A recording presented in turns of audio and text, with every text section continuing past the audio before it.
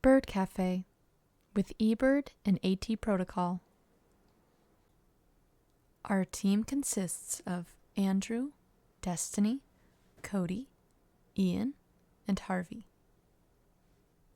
Alright, now what is eBird? eBird is one of the largest crowdsourced biodiversity databases in the world, with birdwatchers submitting millions of checklists, photos, and recordings. Despite all of this data, eBird itself doesn't have a way for users to interact. There are no discussion boards and no way to comment on what other people find. Everything stays isolated. Our project, BirdCafe, was created to bridge that gap. We combined eBird's public APIs with the ATProtocol so that bird observations can finally have social interaction built around them. The idea is to turn eBird's huge collection of data into a community-driven space where birders can talk, share insights, and connect. Now, onto the highlights of our project.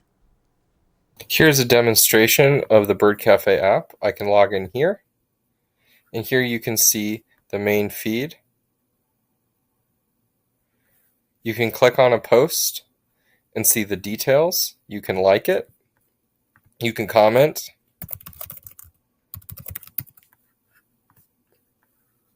There are the comments. And you can reshare it. You can also go look at your profile and scroll down. You can look for different species, like a mallard, and then see what checklists have been posted onto this interface that include mallards. Also, when you click on a checklist detail, you can click on these and you're brought to the page for that bird. You can also see the checklist on eBird. Get more information. But this adds a social component to the whole thing. You can also browse by hotspot.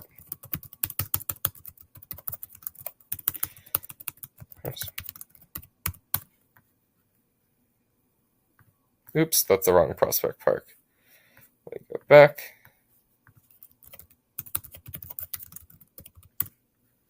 Looking for this one. And you can see that I posted a Prospect Park checklist. You can also follow a hotspot. You can also follow a species and get updates when people post checklists with those species or from that hotspot. And you can log out. Let's find out what those that contributed to the front end did.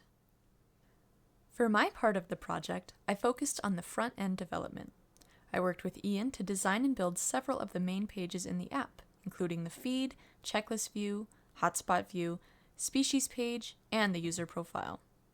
I also implemented the request handlers that control how users interact with posts, like loading the feed, liking a post, unliking it, reposting, and removing reposts. On top of that, I wrote the functions the app uses to talk to the server. These include getting a checklist by ID, loading the feed, liking and reposting posts, and adding comments.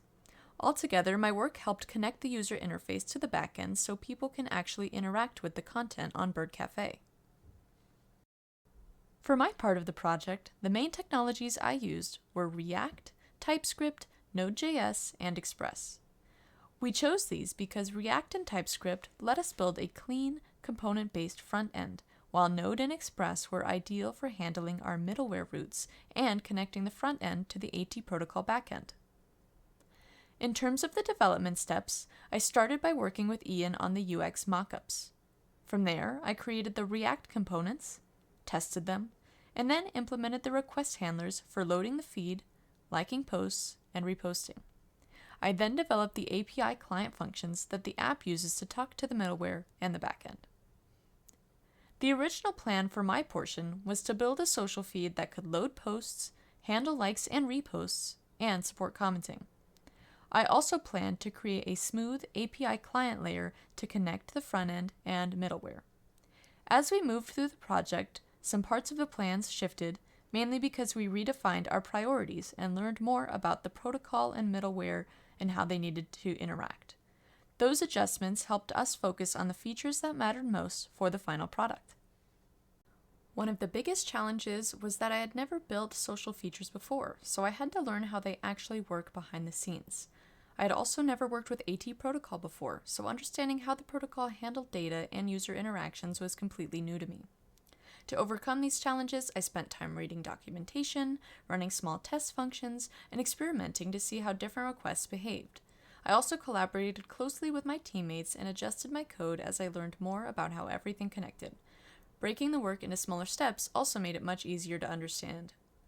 Through this process, I learned a lot. I learned how to effectively engineer the front end, how to connect the front end and back end through a middleware layer, and how social features are built at a technical level. I gained a solid understanding of how ATProtocol works, and I also improved at communicating and coordinating with the team. Overall, it was a really valuable learning experience. Hello, this is Ian, and this is what I contributed to this project.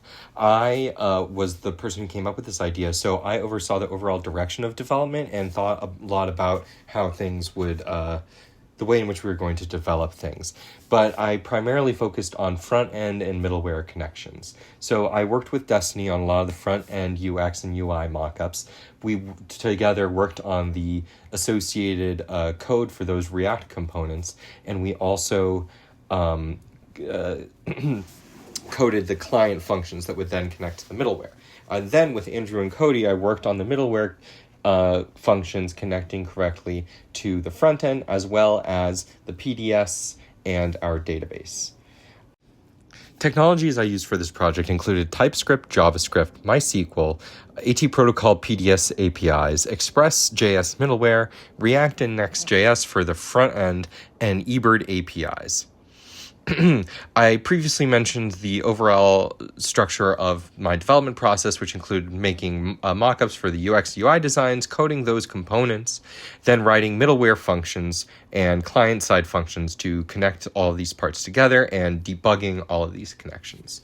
The way that we planned things out, originally we had planned to have a complex ATProtocol integration, which included a full app view. But through the course of exploring what would be needed to implement a full ATProto app view, we realized that it was probably a little too complex for the scope of this project and this class, and so we were able to use a MySQL database to amend some of the functionality that we couldn't get from our PDS. However, we did still create custom lexicons and call data from our PDS, and that is working. When I started this project, I was familiar with ATProtocol products like Blue Sky and eBird. I was familiar with these services as a user, but I wasn't so much familiar with their underlying architecture. And throughout this process, I learned a lot about the undergirding architecture of the ATProtocol and eBird APIs. And I think that both were really valuable because it really stepped up my development skills as a web developer. And while I had worked on web development projects in the past, this was probably the most complex because it combined multiple sources of data and into a really interesting novel configuration. And I learned that the ATProtocol has a lot of potential for making a decentralized open source social media where users of one platform can easily interoperate with users of another platform that might offer a slightly different experience. And that's what BirdCafe is trying to do.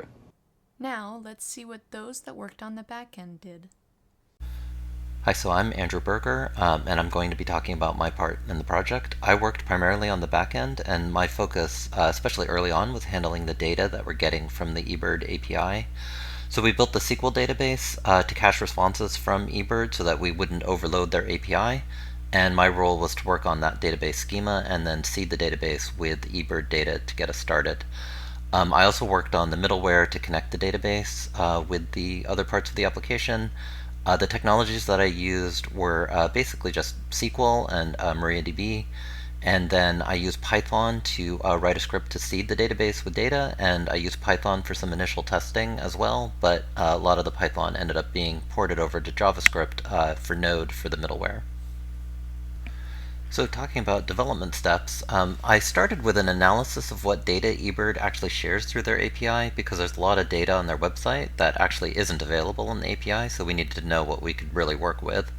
I then wrote up a schema proposal, tested with real data, and then checked back with my teammates on what kind of fields and queries we would actually need or what we wanted to be able to use. And it was basically just an iterative process from there.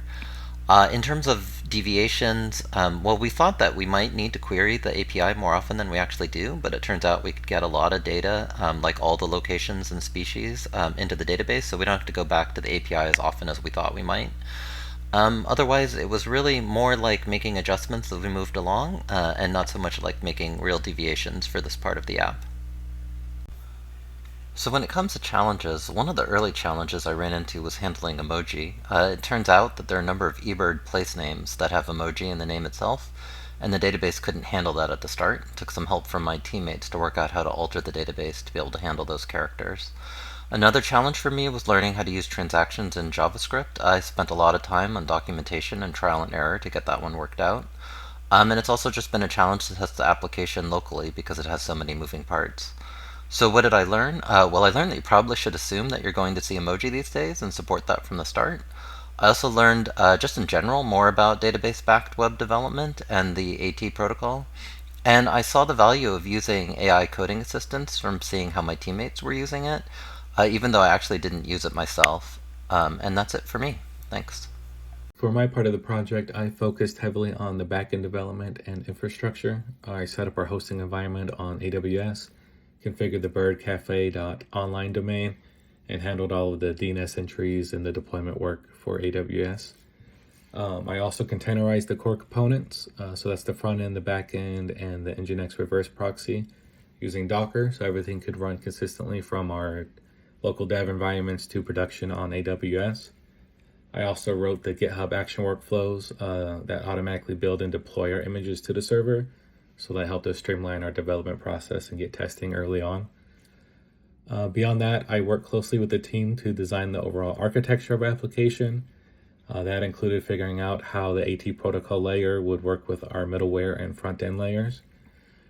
Things like determining how to handle the API endpoints and authentication. And then also spent a lot of time figuring out the Nginx and HTTPS termination to make sure everything was routing correctly. Overall, that gave us a well-structured and pretty modular system. I primarily worked with Node, Express, Nginx, SQL, Docker, and the custom PDX lexicons, which is just JSON. The development process started with designing the architecture and setting up our hosting. After we got the PDS deployed, I wrote the first custom lexicon for our checklist, and then I implemented the foundation of our middleware, which handled all the authentication and proxying and database queries. Once that foundation was working, I deployed the containers and set up the database on AWS. Our original plan was a little simpler than what we ended up with. We expected just to have the basic app with the middleware functions and just containerize everything and get it working. But towards the end, we realized we needed an aggregation layer, kind of similar to Blue Sky's app view, so we could support things like profiles, follows, user roles, etc. So that was a pretty big deviation, but it ended up being pretty crucial to get everything feeling like an actual social media platform. Definitely had some challenges along the way. I was completely new to AT protocol, and having to reverse engineer kind of Blue Sky's app view layer for our aggregation layer was pretty difficult. A lot of that required just reading a lot of documentation and a lot of testing and experimentation. Also, the team was pretty good to collaborate with, running through our code, testing things, troubleshooting as we went along, so that was very helpful. Learned a lot. Learned the foundation of AT protocol.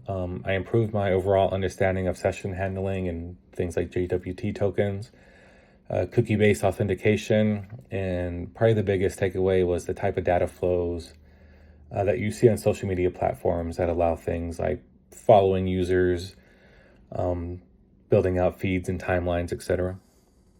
So I worked on the backend account authentication endpoints, and we went with Node.js and Express as the technologies because that's the backend framework we chose.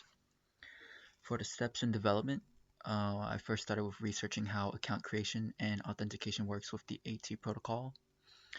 The original plan was to create our own account lexicons to avoid using extra fields that we wouldn't use.